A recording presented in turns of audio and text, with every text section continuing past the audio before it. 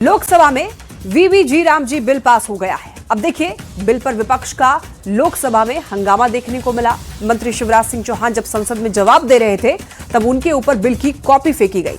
विपक्ष को जहां महात्मा गांधी का नाम मनरेगा से हटाए जाने पर ऐतराज है, तो वहीं बीजेपी ने भी कहा कि वो महात्मा गांधी का सम्मान करती है। देखिए इस रिपोर्ट में।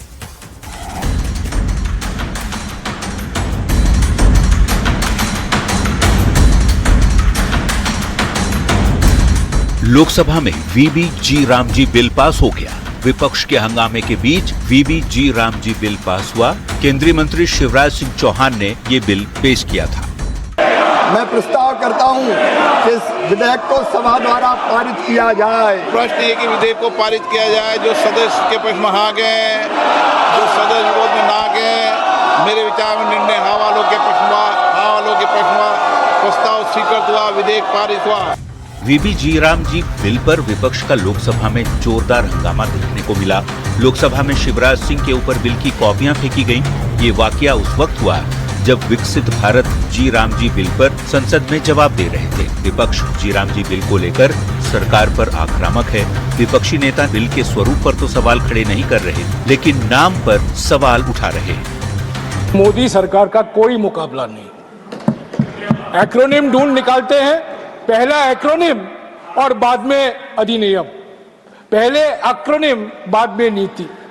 और आज हम मिसाल देख रहे हैं, पहले शांति और दूसरा जी राम जी।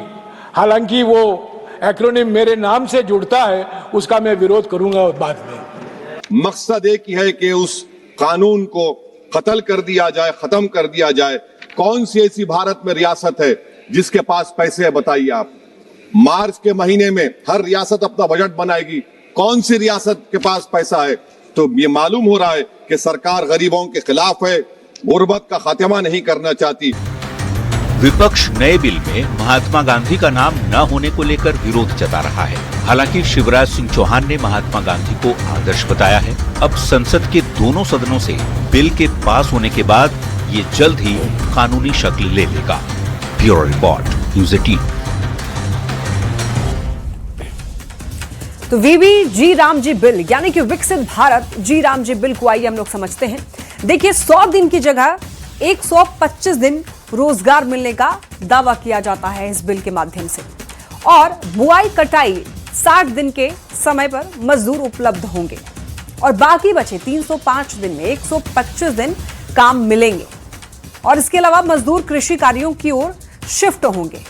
वहीं केंद्र और राज्य की साझा जिम्मेदारी भी होगी। और अगर काम नहीं मिलता है तो काम नहीं मिलने पर बेरोजगारी भत्ता भी मिलेगा। और इसके अलावा देखिए, आधार और बायोमेट्रिक सत्यापन से मजदूरी चोरी भी खत्म हो जाएगी।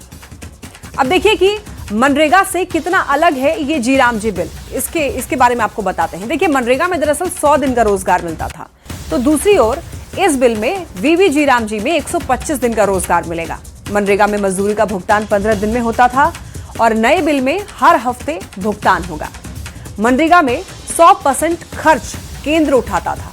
अब नए कानून में 10 से 40% राज्यों को उठाना होगा। मनरेगा में देखिए, बुआई और कटाई के समय रोजगार मिलता था और नए कानून में क्या है, बुआई और कटाई के समय नहीं मिलेगा ताकि मजदूर उपलब्ध हों।